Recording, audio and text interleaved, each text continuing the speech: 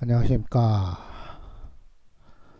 지난 시간에 이어서 이번에는 5주차 첫 번째 강의를 시작하도록 하겠습니다. 5주차 첫 번째 강의. 지난 시간에 환경과 인간과의 관계에 대해서 설명을 하면서 인간과 자연환경과의 상호작용까지 하는 과정에서 자원으로서의 자원 환경에 대해서 설명을 하려다가 이번 시간으로 미뤘죠. 자, 그러면은 인간과 자연 환경과 상호작용에서 어차피 지난 시간에 잠깐 언급을 했습니다만은 거기에 대해서 다시 한번 복습을 하는 차원에서 언급을 하고 넘어가도록 하겠습니다. 인간이 자연 자원을 이용하고 그 다음에 자연계의 형태와 속성을 변화시킨다 라고 했죠. 자연계의 형태와 속성을 변화시킨다. 왜?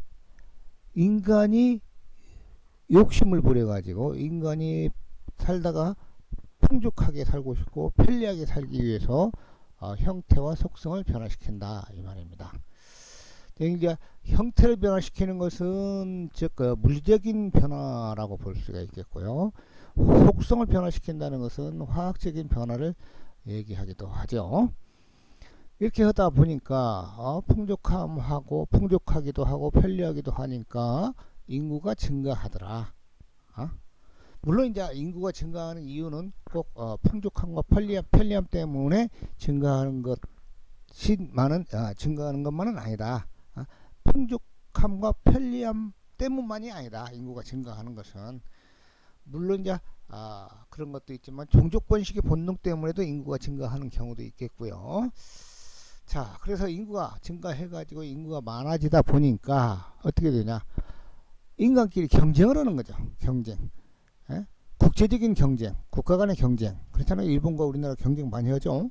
특히 뭐 북한과 남한과도 경쟁을 했고, 과거 1950년대 이전에는 북한하고 남한하고 뭐 큰 차이, 경제적인 큰 차이가 없었습니다만 지금에 와서는 현실에 와서는 굉장히 큰 차이가 있죠.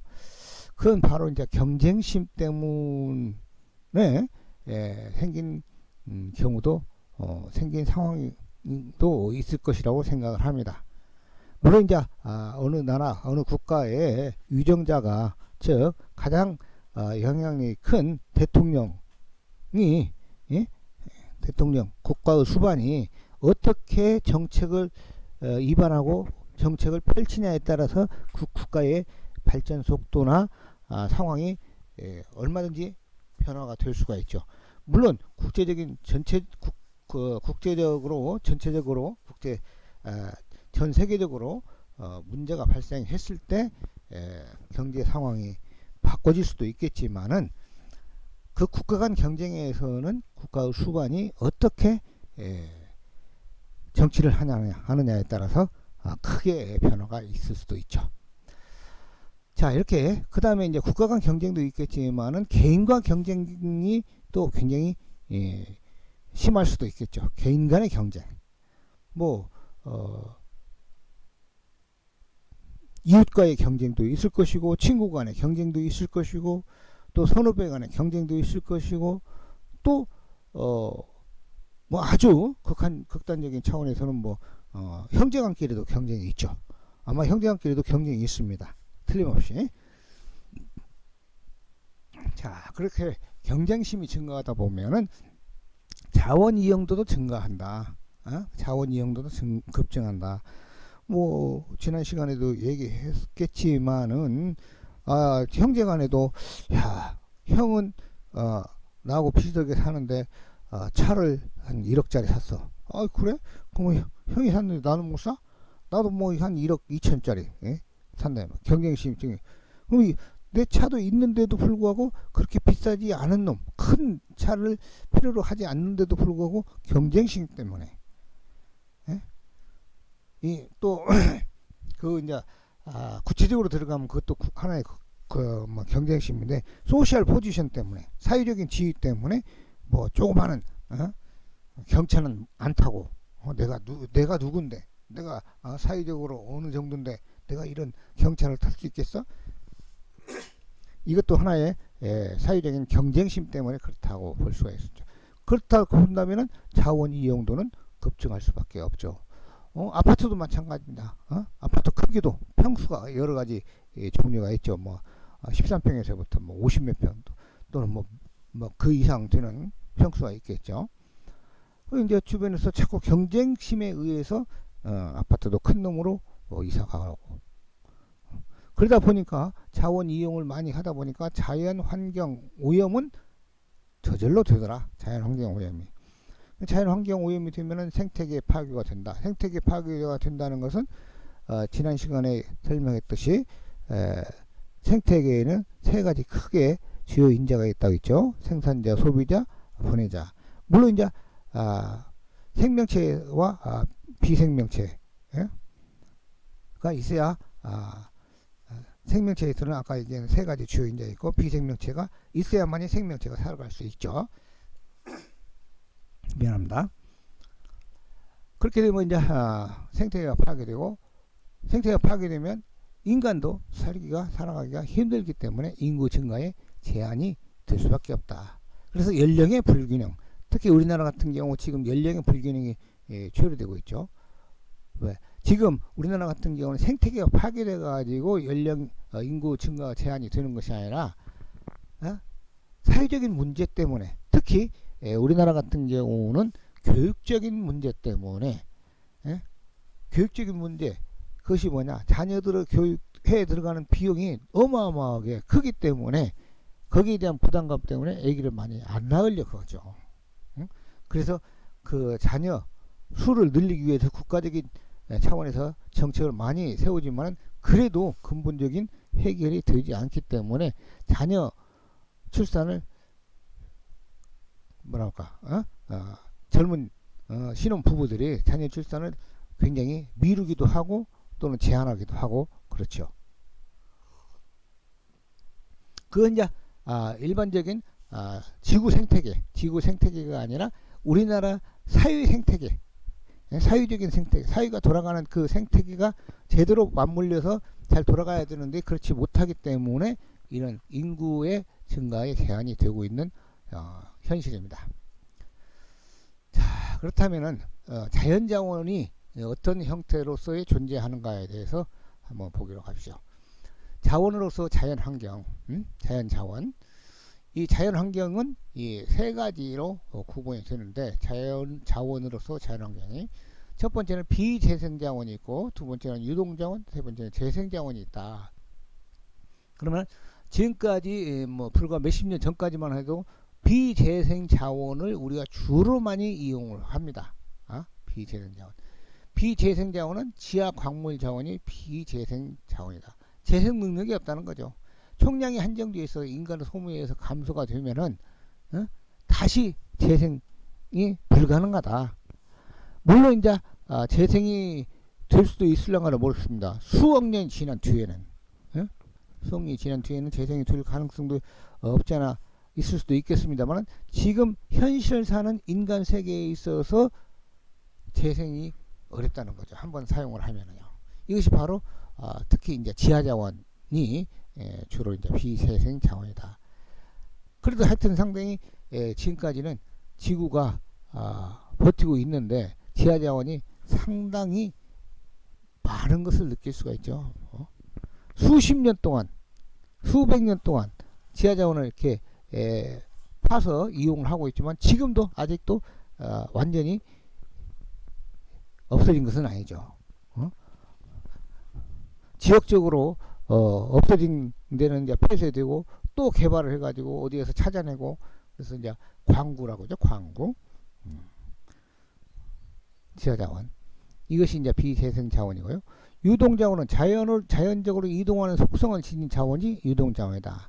태양광이라든가 태양열이라든가 물이라든가 공기라든가 이런 것이 이제 유동자원이다. 그 이제 지금 이제 비재생 자원을 계속 파먹다 보면 언젠가는 완전히 없어질 거 아닙니까? 그렇게 되면 우리 인간은 살아갈 수가 없죠. 새로운 숲. 과거 한 3, 40년 전까지만 하더라도 지하자원이 뭐 30년 파먹으면 없네, 50년 파먹으면 없네. 근데 지금은 오히려 몇 년 전에 비해서 오히려 지하자원 가격이 내렸어요. 가스라든가 뭐 석유, 석탄, 이런 석탄은 잘 모르겠습니다만 내가 사용하는 그 연료, 경유, 휘발유, 자동차 연료를 보면 나는 이제 거기에 느낄 수가 있는데 과거 몇 년 전에 비해서 오히려 가격이 다운됐다 이 말이죠. 물론 이제 다운되는 것은 그 생산되는 양보다는 소비되는 양이 적기 때문에 그것은 이제 경제가 좀 위축이 되고 활성화가 덜 되기 때문에 그런 측면도 많이 있죠. 그래서 이런 비재생 자원이 끝나면 어떻게 될 것인가 걱정을 많이 했는데 우리 인간의 머리는 상당히 좋죠. 상당히 좋아요. 그래서 유동 자원을 이용해 가지고 자원을 생산을 시키는 거죠. 그래서 태양광을 이용해서 전기를 생산하고 그전에도 이제 수력 발전을 이용해서 전기를 생산을 하기도 했습니다만 바람을 이용해서 또 전기를 생산하죠. 그럼 바람과 태양광은 이게 지구가 어떻게 되지 않는 한 이것은 영원하리라고 생각을 합니다. 그렇기 때문에 우리 비재생 자원이 없어지는 것에 대해서 그 걱정거리가 좀 줄었다고 봐야죠. 유동 자원을 이용해 가지고 자원을 전기를 생산하니까요. 이 열과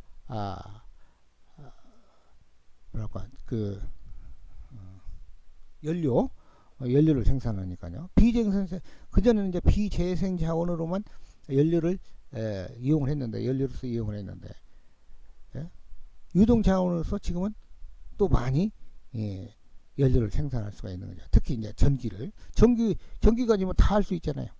난방, 취사, 또 자동차 운전, 기계 움직임, 기계 작동 이런 거 다 전기만 가지면 다 할 수가 있잖아요.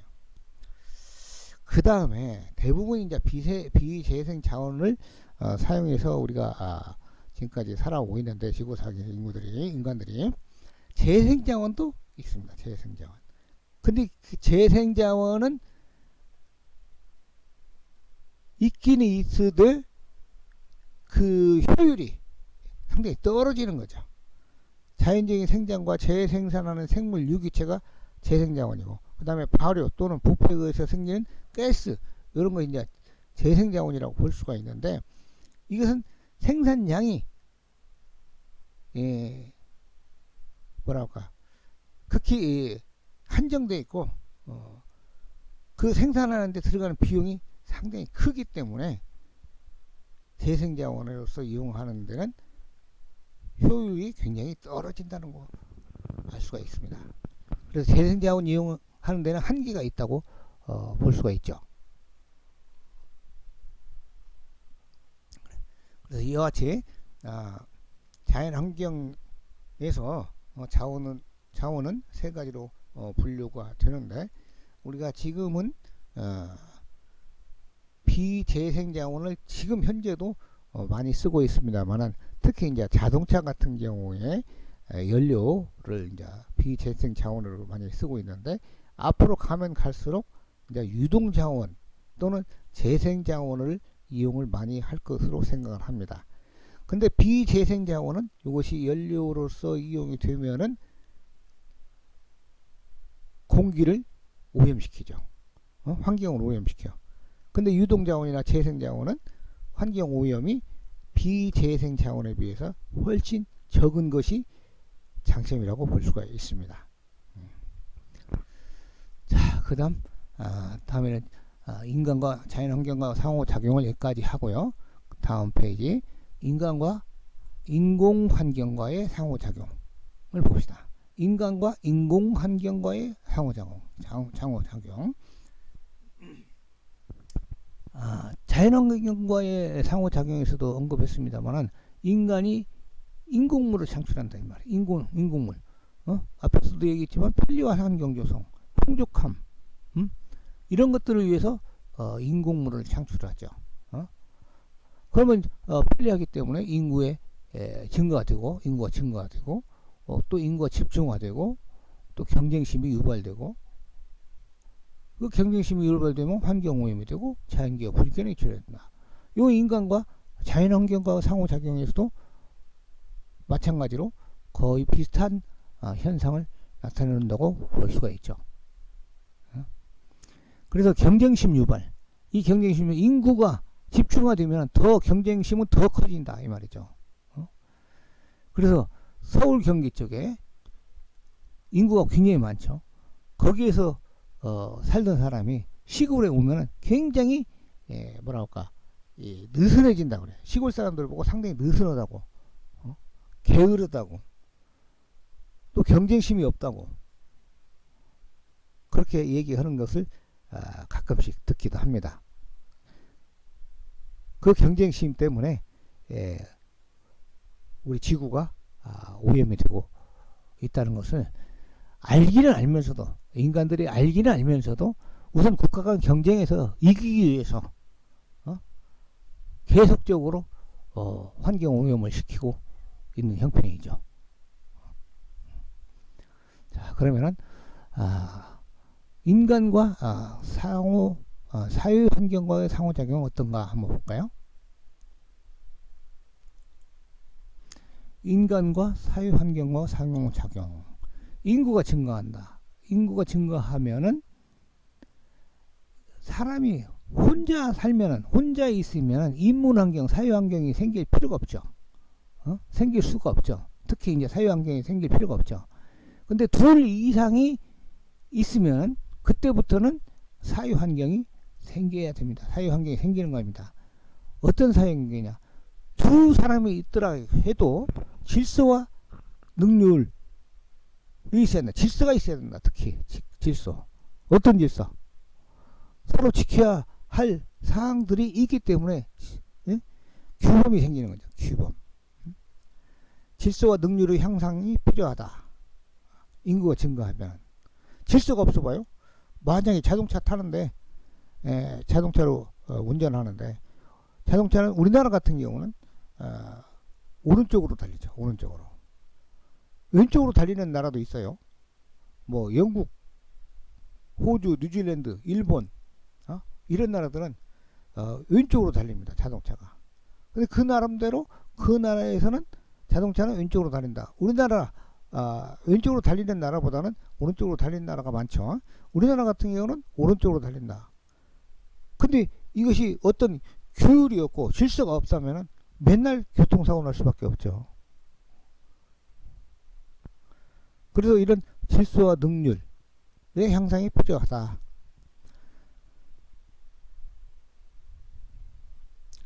이런 것들을 위해서 사회제도가 확대가 돼야 된다. 사회제도가 인구 수가 늘어나면 늘어날수록 사회제도는 늘어날 수밖에 없다. 왜? 자꾸 발전을 하다 보면은 그 발전 속도에 맞춰서 사회제도도 새로 만들어질 수밖에 없는 것이다 이 말이죠.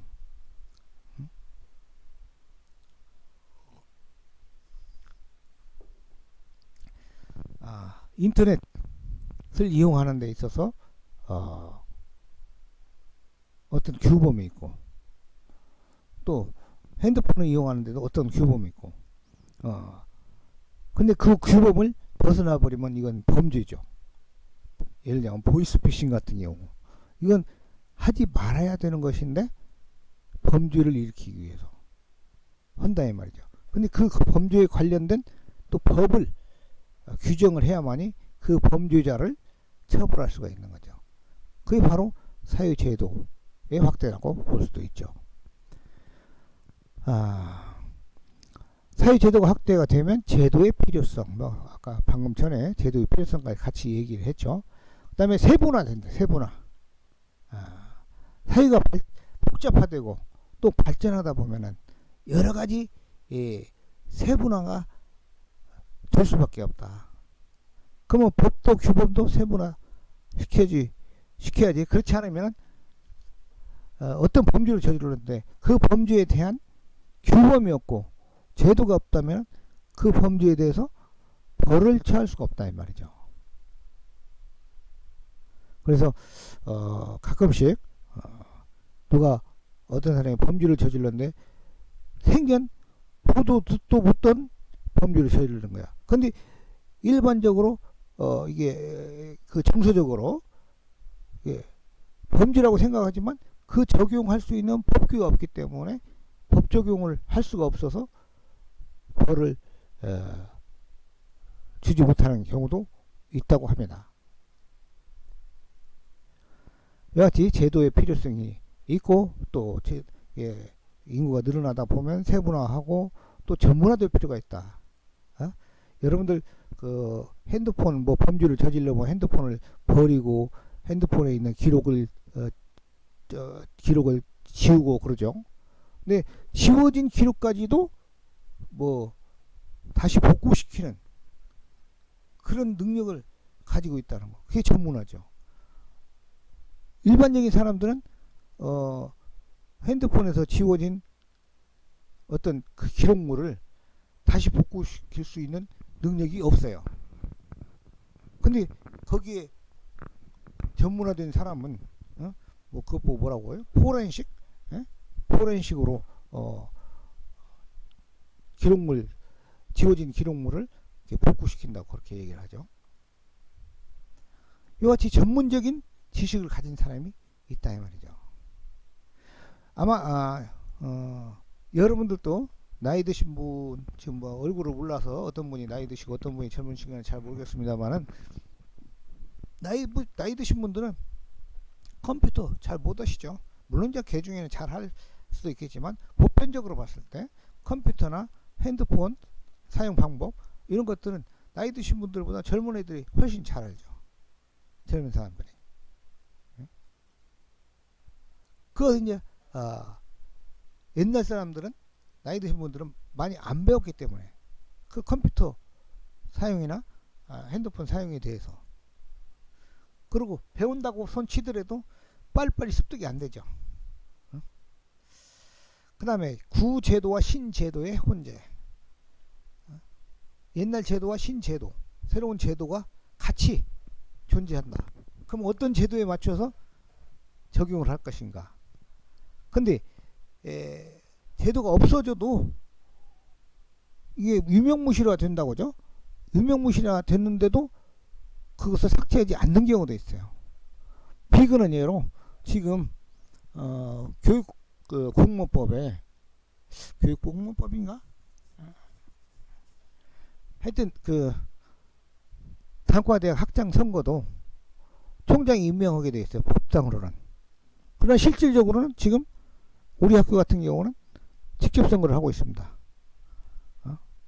지난 한 2, 3년 전, 한 2년 전에까지만 하더라도 총장이 단과대 학장을 임명을 했어요. 그것이 이제 규정이고 이게 법이라고 했습니다. 근데 지금은 그 규정이 있는데도 불구하고 단과대 학장을 단과대학 교수들이 직접적으로 선거를 해서 학장을 총장한테 임명을 해두려고 올리죠. 그럼 총장이 학장을 단과대 학장을 임명을 하죠. 과거에는 과거 몇 년 전만 하더라도 단과대 학장을 임명하는 과정에 있어서 단과대 교수들을 의견을 무시하고 임명하는 경우가 있었습니다. 그래서 이게 구제도와 신제도가 혼재가 되는 경우, 지금 장묘법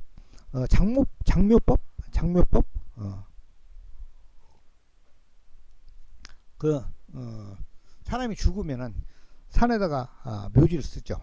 묘지를 쓰는데 원래는 그 묘지를 쓸 때 반드시 신고를 해야 된다고 법에는 정해져 있습니다. 그러나 신고를 하지 않고 본묘를 쓰는 경우가 지금까지 우리나라 대부분이었습니다. 그러나 지금은 그 제도가 있음에도 불구하고 신고를 하지 않는 경우가 대부분이었고, 또 지금에 와서는 바로 매장을 하지 않고 대부분이 화장을 해가지고 이게 골분만 갖다가 매장을 하든가 또는 뿌리든가 그렇게 하여튼 그 장례 문화가 많이 변화가 되고 있죠. 그래서 언젠가부터 불과 아마 한 10여 년 전, 한 20여 년 전이나 되나 그 수목장 제도도 생겼습니다. 수목장 제도. 수목장 제도는 뭐냐면은 나무 밑에다가 나무 뿌리 밑에다가 죽은 사람 골분을 갖다가 묻어요. 그리고 나무에다가 팻말을 붙이죠. 또는 이제 나무에다 팻말을 붙이기도 하고 대부분이 그렇게 하기도 하지요. 나무에다 붙이기도 하고 뭐 때로는 어디에서는 뭐 그 표석을 땅에다 세워놓기도 하겠죠.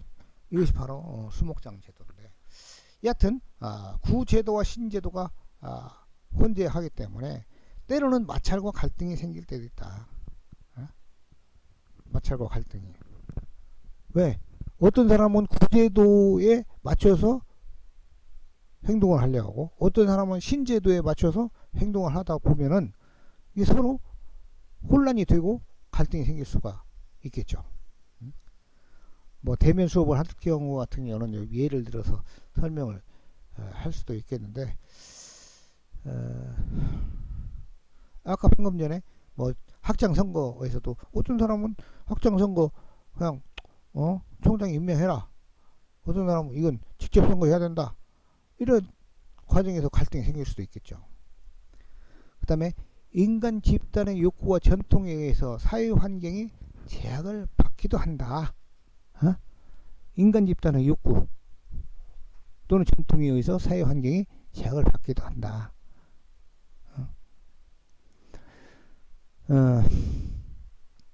제사 문화도 그렇습니다. 제사도 지금 산소 관리하는 것도 그렇습니다. 제사 같은 경우 옛날에는 잘 모시고 그 형식에 잘 맞춰 가지고 지내는데 가면 갈수록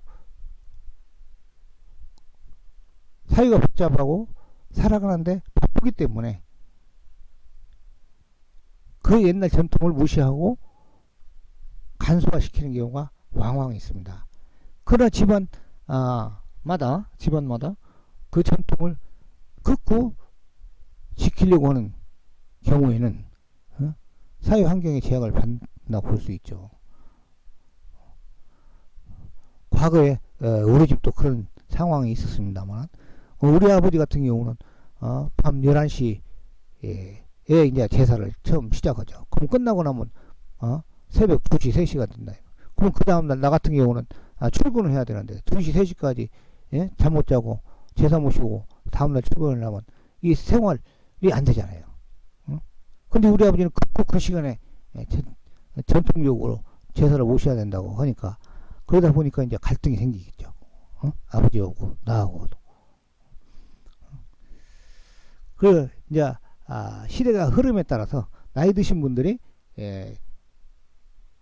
젊은 사람들의 행동을 못마땅해 하고 따라가지 않으려고 하는 경우, 그럼 과거에 자기가 나이 드신 분이 젊었을 때 그런 행동이 용납되지 않는 경우가 있었기 때문에 그렇죠.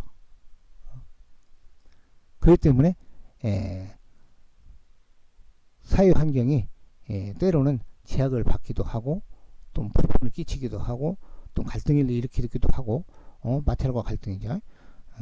이런 상황이 벌어지기도 합니다. 자, 지금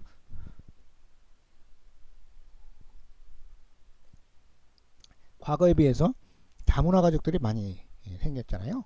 우리나라. 과거에는 우리나라 단일민족이라요. 단일민족. 근데 지금은 단일민족이 아닐 수도 있어요. 왜? 다문화 가족은 그 민족이 다르잖아요. 우리나라로 시집온 사람들은 얘는 뭐 캐나다에서 시집온 사람도 있고 러시아에서 시집온 사람도 있고 동남아에서 시집온 사람들도 있고, 이 사람들은 우리나라하고 민족이 다르잖아요. 근데 그 사람들이 우리나라 남자들하고 결혼했을 때 또는 반대로 우리나라 사람이 다른 나라 사람들하고 결혼했을 때 우리나라에서 직접 살기도 하잖아요. 많이 살고 있죠. 그러면 그 단일 민족이 아니라고 볼 수 있죠. 그냥 갈수록 많이 이제 이렇게 뭐랄까 혼재가 되는 거죠. 민족 간 혼재가 돼요. 이런 과정에서도 어떤 마찰과 갈등이 생길 수도 있습니다. 자, 이와 같이 인간과 환경과의 상호작용에 대해서 지금까지 설명을 드렸습니다. 자, 다음에는 지구 환경의 물리적 변화에 대해서 설명을 하도록 하겠습니다. 지구 환경의 물리적 변화. 이렇게 6가지로 구분을 해놨습니다. 산림이 감소되고, 수질이 악화되고, 생물 종이 감소되고, 새로운 종이 발생이 되고, 지구 환경이 악화되고, 에너지가 고갈된다. 이 에너지 고갈은 방금 전에 재생에너지, 비재생에너지, 그 다음에 유동자원, 비재생자원, 재생자원, 유동자원에 대해서 잠깐 설명을 했는데요. 그래도 현재 화석 에너지가 고갈되고 있다고 말할 수가 있겠죠. 자, 지금까지 32분 했는데요. 잠깐 한 3분 정도 좀 물 좀 마시고요. 멈췄다가 하겠습니다. 자, 다시 이어서 강의를 하도록 하겠습니다. 지금부터는 지구의 환경에 지구 환경의 물리적 변화가 어떻게 되고 있는가에 대해서 설명을 하도록 하겠습니다. 지금 6가지로 이렇게 구분을 해서 설명을 할까 합니다. 좀 하나하나 구체적으로 설명을 해 보도록 하겠습니다. 첫 번째는 산림 감소.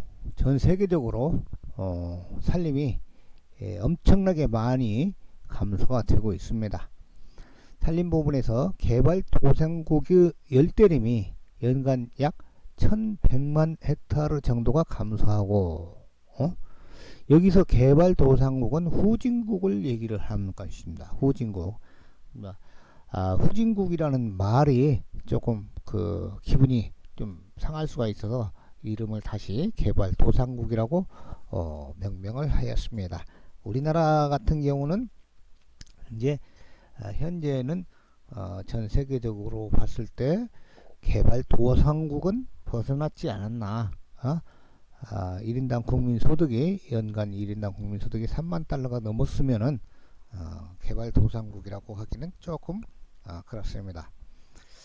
자, 그 열대림이 개발도상국 열대림이라는 것은 쉽게 얘기해서 열대지역, 적도 근교의 숲이 열대우림, 비도 매일같이 스콜 하루에 한 번씩 오죠. 날씨는 뜨겁죠. 그러니까 이제 식물체는 생장이 굉장히 빠르죠. 근데 이렇게 생장이 빨라 가지고 숲이 우거진 이런 산림이 숲이 연간 1100만 헥타르 정도가 감소하고 있다고 그래요. 1100만 정도 1100만 헥타르라면은 얼마큼인가 여러분들이 상상하기가 좀 어려울 건데, 우리나라 남한 면적 전체가 약 1000만 헥타르입니다. 1000만 헥타르.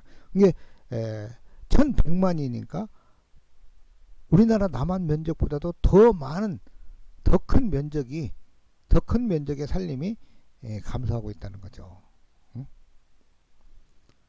특히 동남아에서 또는 저쪽에 브라질의 열대 아마존의 눈물에서 보듯이 브라질의 열대 우림 이런 데서 많이 감소가 되고 있고, 여러분들이 아마존의 눈물 1, 2, 3편에서 보면은 숲을 굉장히 많이 파괴하고 있죠. 숲을 파괴하는 이유는, 목적은 뭐냐? 첫 번째는 방목, 가축을, 소나 양 이런 것들을 키우기 위해서 이 목장을 건설하기 위해서 산림을 훼손하고 벌채하는 모습. 그 다음에 광물질, 지하자원 개발을 위해서 숲을 파괴하는 모습을 그 아마존의 눈물이라는 영화에서 다큐멘터리에서 볼 수가 있습니다. 여러분들 기회가 되시면은 그 아마존의 눈물을 한번 찾아서 보시기 바랍니다. 얼마나 숲이 어떻게 파괴되고 있는가를 우리가 실제로 볼 수 있는 한 장면이 그 다큐멘터리에 나오니까요. 선진국에서는 3,100만 헥타르 산림이 대기 오염 혹은 산성우의 피해를 받고 있으며, 선진국, 우리나라도 선진국에 속한다고 했죠. 자, 우리나라도 숲이 환경오염에, 대기오염에 의해서 피해를 받고 있다고 해도 과언이 아닙니다. 부분적으로, 전체적으로는 아니지만요. 그래서 공업단지, 특히 이제 종합공업이 많이 가동되고 있는 그 지역 주변, 울산 지역, 여천 지역, 뭐 그런데 보면은 산림이 대기 오염으로 인해서 쇠퇴하고 생장이 안 되고 오히려 죽어가는 양이 많아지고, 또 산성우 피해를 받고 있다. 언젠가 좀 오래된 얘기인데 지금도 조사를 구체적으로 자세하게 해보면은 그런 사례가 나올 수도 있겠습니다만은, 대도시 주변, 또 오염된 지역 주변에 숲에서 낙엽이 떨어지죠. 낙엽이 썩지 않는다고 그럽니다. 썩지 않는다고. 이 낙엽이 썩지 않는다는 것은 미생물이 없다는 거예요. 낙엽을 썩힐 수 있는 미생물이 없기 때문에 그렇습니다. 낙엽을 썩힐 수 있는 미생물이 왜 없냐? 바로 산성우 때문에 그렇다. 언젠가도 얘기한 걸로 기억이 됩니다만은, 이 산성이라는 것, 산이라는 것이 미생물을 아주 빠른 속도로 죽이는 힘을 가지고 있다. 그래서 여러분들 날것을 먹을 때 이게 그 초고추장 찍어 먹기도 하죠. 그러면 그 초고추장에 있는 초가 산이 날것 속에 있는 미생물들, 특히 균들을 죽여가지고 우리가 몸속으로 흡수를 해도 배탈이 안 나고, 그 다음에 무좀이 걸리면은 식초 발라요. 식초 바르면은 무좀이 번식을 훨씬 덜 합니다. 뭐 번식을 덜 하기 뿐만 아니라 번식을 아예 못하고 멸균이 되는 경우도 있죠. 무좀균이. 이와 같이 산성우가 미생물들을 죽여가지고 미생물들이 낙엽을 분해를 시켜야 되는데 분해를 못 시키게 해가지고 산림이 쇠퇴해갖고 있는 모습을 볼 수가 있다. 선진국에서는. 그 다음에 농경지의 폭토는 매년 새롭게 생성되는 토양을 감안하더라도 약 260억 톤의 토양이 소실되고 있다. 농경지 폭토는 매년 새롭게 생성이 돼야. 뭐 때문에? 유기물이 썩으면은 생성이 됩니다. 즉 낙엽이 썩어가지고 폭토가 생성이 되기도 한다고 그래요. 그러면 우리나라 같은 경우는 30년간 낙엽이 썩으면 약 1cm 정도 폭토가 더 생긴다고 그래요. 3cm인가 하여튼 1cm인가. 우리가 생각보다 상당히 적게 생기는 거죠. 낙엽의 두께는 막 몇십 cm 되기도 하지만은 그것이 썩어갖고 폭토로서의 역할을 할 때까지는 폭토로서의 역할은 굉장히 미미하다는 거죠. 그러나 이와 같이 새롭게 생성되는 토양을 감안하더라도 세계적으로 약 260억 톤, 어마어마하죠. 260억 톤이면 토양이 소실되고 있다. 이 토양이 소실된다는 것은 뭐냐? 상류에서 하류로 내려가고 바다에 쌓인다는 거죠. 바다로 흘러 내려간다는 거죠. 바다로 토양이 흘러 들어가 버리면 아무 의미가 없죠. 토양으로서의 가치가 없다는 거죠. 크게. 예? 물론 이제 바다 생물들이 조금 좋아할란가 안 좋아할란가 모르겠습니다만은 일단은 바다 어귀에 토양이 쌓이면은 오히려 항구가 마비가 되죠. 항구가. 왜 항구가 마비가 된다는 것은 배가 접안을 할 수가 없다는 거죠. 흙이 쌓여가지고 이 바다에 수심이 낮아버리면 수심이 얕으면은 어? 배가 큰 배가 접안할 수가 없죠. 배가 못 들어오면 항구로서의 역할이 끝나는 거죠.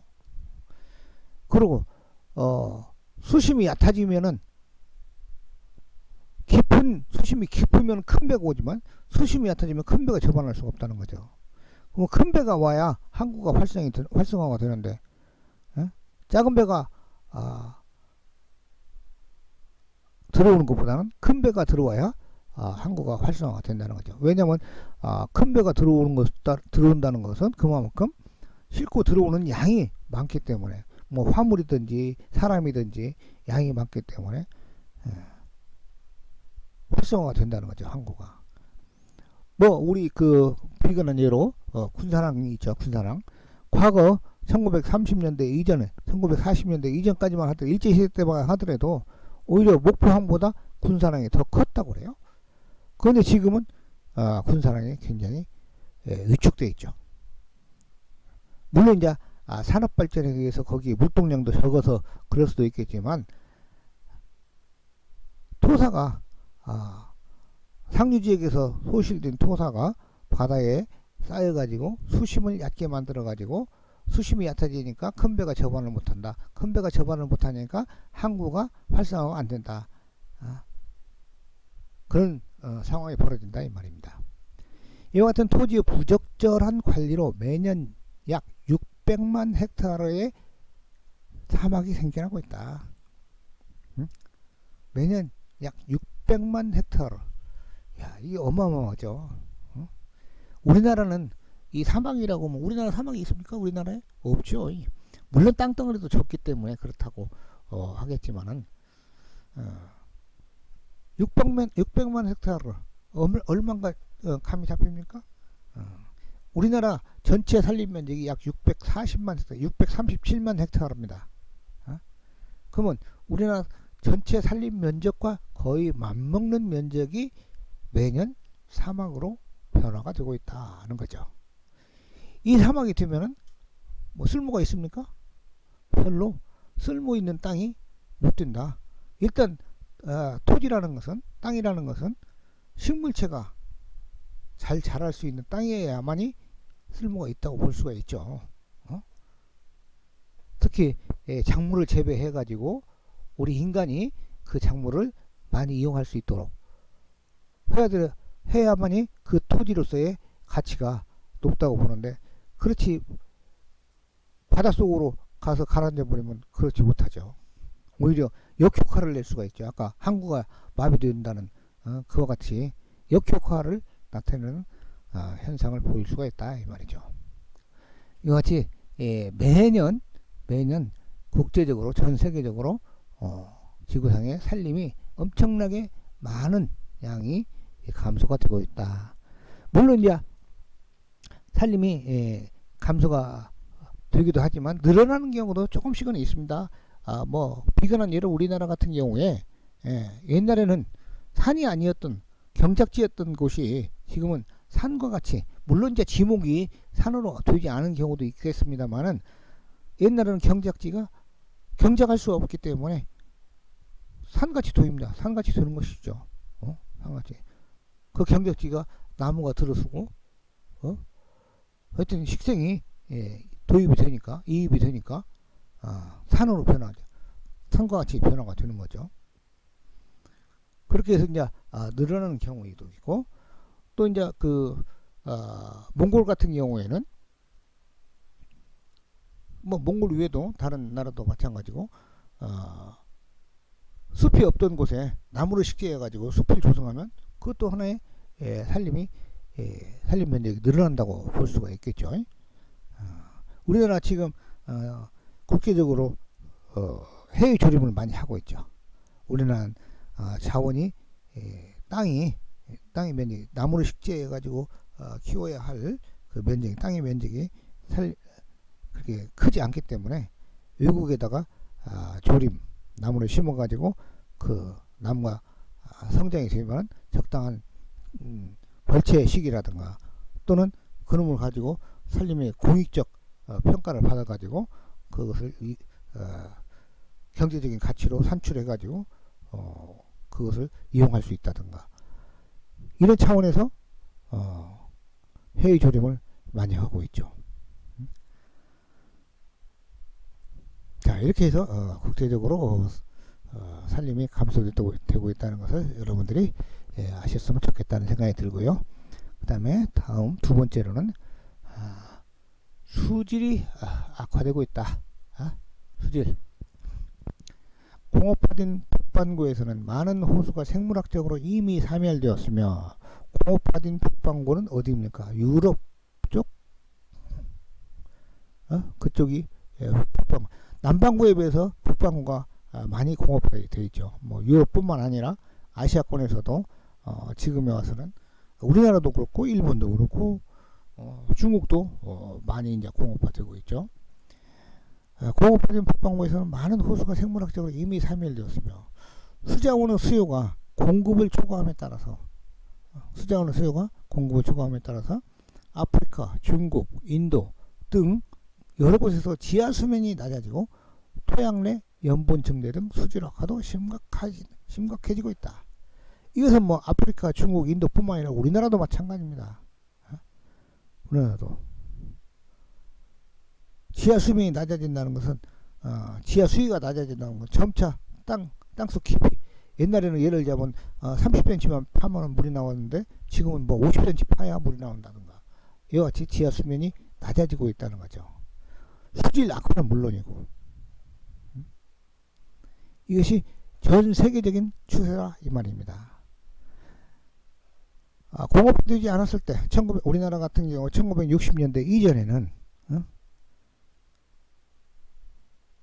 수질이 굉장히 시골에는 깨끗했습니다.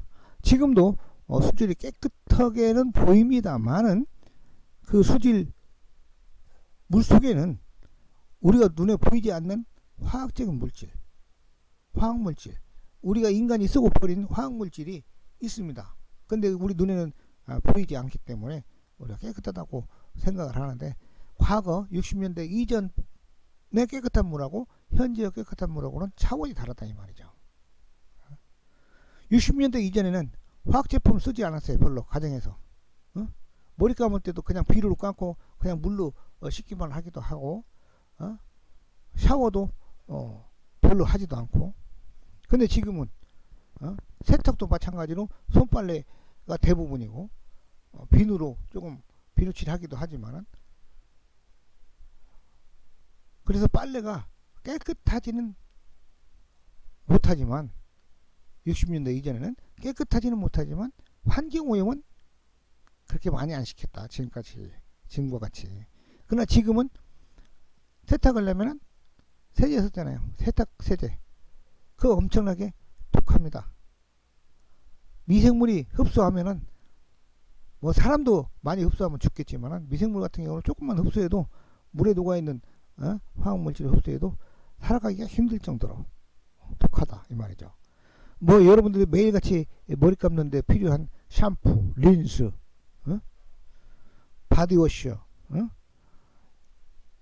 이런 것들이 화학물질이 물속에 들어간단 말이에요. 그럼 물속에 들어가면 물속에 사는 수생 생물들이 별로 안 좋아하죠.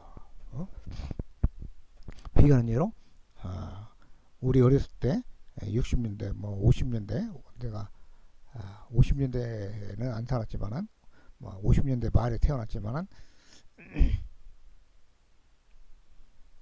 60년대 우리 초등학교 다닐 때만 하더라도 우리 시골 마을에 가재가 시글시글 했어요. 가재 아시죠? 가재가 시글시글 했는데, 지금은 가재를 눈 씻고 찾아보기가 극히 힘들어요.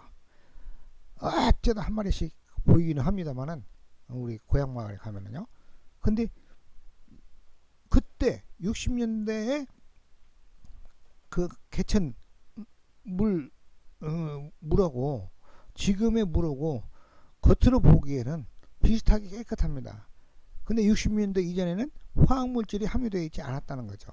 근데 지금은 화학물질이 함유되어 있기 때문에 그런 가재 같은 것이 살아갈 수가 없다 이 말이죠. 왜? 우리나라도 우리 고향 마을에도 하수도가 놓아져 있으면 아마 그 가정 하수가 하수도를 통해서 저 밑으로 흘러 내려가 가지고 그 하천물이 개천물이 아주 화학 물질이 함유가 되지 않았기 때문에 아마 가재 같은 경우도 잘 살 수도 있을 수도 있겠습니다만은 지금 현재로서는 동네에 그 상류에 그 살고 있는 세대 수가 과거 60년대에 비해서 오히려 적습니다만은 또랑에 사는 가재 수는 훨씬 더 적다 이 말이죠. 그때에 비해서.